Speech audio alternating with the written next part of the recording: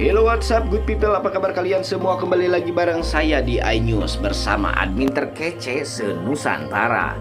Oke, saya mau absen dulu nih. Kalau kalian para penggemar sinetron Love Story dari mana saja, silahkan tuliskan nama daerah kalian di kolom komentar agar supaya ini semua menjadi bentuk dukungan kita untuk kelangsungan sinetron Love Story serta perpanjangan episodenya yang lebih menarik dan juga menegangkan lagi.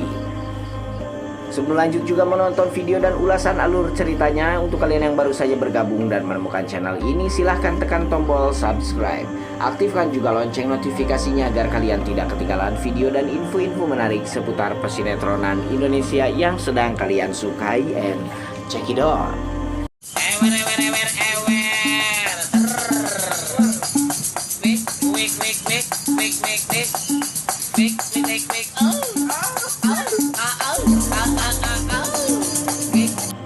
Baik guys, langsung masuk adegan scene 2 nih, dimana kita bisa melihat ada si Emily yang hendak menyerahkan berkas kepada kakaknya si Argadana. Namun si Argadana terkejut melihat tangannya Emily yang sudah diperban dan dalam keadaan luka. Argadana langsung terkaget dan terheran-heran, kemudian bertanya kepada si Emily, "Kenapa tangan kamu ini, Emily?" Emily hanya menjawab bahwa ini hanya luka kecil biasa dan tidak menyebabkan penyakit apa-apa untuk badannya. Namun si Argadana sangat kepo dan penasaran sekali apa sebetulnya yang membuat si Emily ini terluka begitu parahnya sehingga bisa diperban. Si Argadana pun menyelok si Emily agar supaya si Emily mengakui dengan jujur kepada si Argadana tentang apa sebenarnya kejadian yang menimpanya. Lalu si Emily pun di sini guys menegaskan dan menjelaskan kepada si Argadana tentang kejadian yang menimpanya, bahwasanya dirinya di jalan saat hendak berangkat ke kantor, dia dirampok oleh dua orang yang ingin mengambil laptop dan isi tasnya. Nah, di sini si Emily pun berkata bahwa dirinya sempat diselamatkan oleh orang-orang dan untungnya laptop juga tasnya tidak jadi digondol oleh perampok tersebut.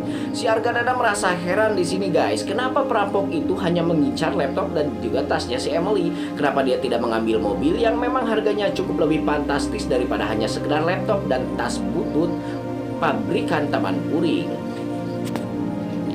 Di sini si Arga dan si Emily mempunyai firasat bahwasanya itu merupakan orang suruhan yang memang ingin menghancurkan perusahaan Argadana, karena diketahui di dalam laptopnya si Emily itu banyak data-data penting perusahaan Arga Group yang memang saat ini dikendalikan oleh si Emily. Nah, di sini pastinya dong si Argadana akan mencari tahu kebenaran dan juga kredibilitas dari siapa sebetulnya yang melakukan aksi tersebut untuk keluarganya Argadana. Oke, ke scene lain lagi di mana ada si Maudy dan si Andre yang sedang melakukan taking shooting, guys. Di sini mereka ya pura-puranya sedang diserang oleh segerombolan geng motor. Nah, di sini si Maudy merasakan kesakitan, guys, dimana memang kita tahu si Maudy sedang dalam kondisi mengandung dan hamil muda. Namun si Maudy tidak bisa menjelaskannya kepada semua orang dan tidak bisa membongkarnya, karena jikalau si Maudy membongkar maka si Anita kembali lagi akan mendekam di dalam penjara. Mudah-mudahan saja bayi atau si jabang bayi yang berada di dalam perut kecilnya Maudy itu akan sehat, sentosa dan tidak mengalami kejadian apa-apa, karena mengingat sekarang Maudy ini sedang digembleng syutingnya, sehingganya mungkin saja kandungannya akan terganggu dan kemungkinan yang terburuknya si Maudy bisa keguguran, guys. Ke scene lain lagi di mana kita bisa melihat ada si Renaldi yang sudah berkencan dengan si tangkurak Anita yang jelek sekali, guys.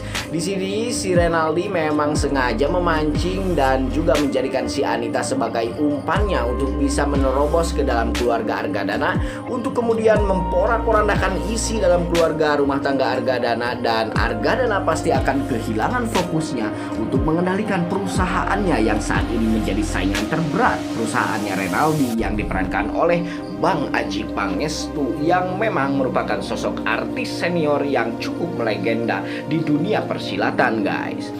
Nah, di sini si Renaldi mencoba meyakinkan si Anita bahwasanya dirinya serius dan benar-benar ingin menikahi si Anita. Renaldi pun berpikir Anita ini begitu mudah sekali untuk dirayu dan digoda, berbeda dan berbanding balik dengan Emily yang memang cukup sangat susah sekali dan seperti terkesan malu-malu dan sulit untuk membuka hatinya kepada orang yang baru dikenal. Ya, si Anita memang diketahui memang sosok yang cukup materialistis guys, sehingganya asalkan ada emas ataupun berlian, siapa aja bisa saja menikahi si Anita Jebeo yang jelek sekali ini. Ke scene lain lagi guys, dimana ada si Vanessa nih yang sedang berpikir bagaimana caranya dia untuk bisa menggait hatinya si Rama dengan penuh. Nah, si Vanessa pun mendengarkan mojangan dari si Tangkurak Dinda tadi, bahwasanya kata si Tangkurak Dinda, jikalau si Vanessa ingin mendapatkan hatinya Rama, maka dia harus bisa bersikap ramah dan lemah lembut sebagai seorang perempuan dan juga harus menolong banyak orang. Saat melihat nenek tua yang berjalan di anak tangga, si Vanessa mencoba untuk menolongnya karena di sana kebetulan juga ada si Rama dan berharap si Rama akan melihatnya melakukan kebaikan. Namun naasnya, dasar orang jahat, pertolongan si Vanessa itu malah ditolak oleh si nenek itu, dan si nenek itu merasa si Vanessa ini sebagai ancaman yang ingin merebut tasnya.